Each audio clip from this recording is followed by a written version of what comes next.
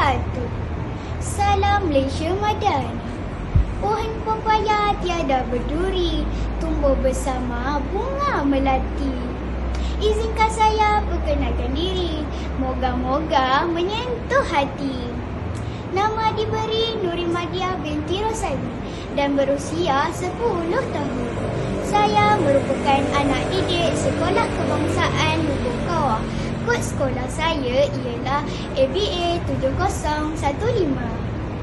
Di dalam video ini saya sangat teruja untuk berkongsi cerita tentang Fatimah binti Muhammad. Buku cerita ini diterbitkan oleh Datuk Zamzam. Buku cerita ini sangatlah menarik yang boleh kita ketahui. Buku cerita ini diterbitkan pada tahun 2015. Buku cerita ini setebal 46 muka surat dan mempunyai sisipan kandungan sebanyak 6 bab. Ayo bersama saya beramati dan mendalami cerita ini lebih dekat lagi. Buku cerita ini mengisahkan tentang Fatimah binti Muhammad. Fatimah binti Muhammad merupakan anak perempuan keempat kepada Rasulullah. Ibunya bernama Khadijah binti Khuwailid radhiyallahu. Fatimah lahir 5 tahun sebelum ayahandanya dilantik menjadi rasul.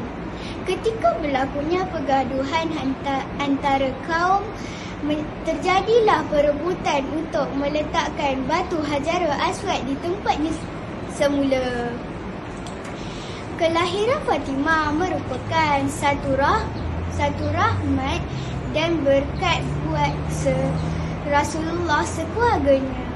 Kakak-kakak Fatimah iaitu Zainab, Ruqayyah dan Ummi Kalsum amat gembira kehadiran adik bongsunya. Mereka begitu menyayangi adik bongsunya, terutama kakak sulungnya Fatimah yang masih kecil itu berasa keseorangan tanpa ketiga-tiga kakaknya. Ketika beliau masih kecil, bapanya berhabiskan masa di Gua Hira.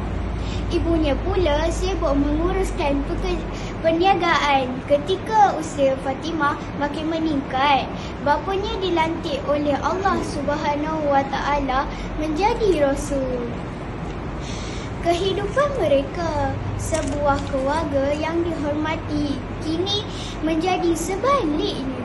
Rasulullah SAW meminta mereka meninggalkan agama nenek moyang yang telah lama mereka amalkan. Nilai murni yang terdapat dalam cerita ini ialah kepribadian mulia dan terpuji yang dimiliki oleh para wanita solehah. Ini boleh dijadikan panduan hidup dan teladan. Sekian, terima kasih.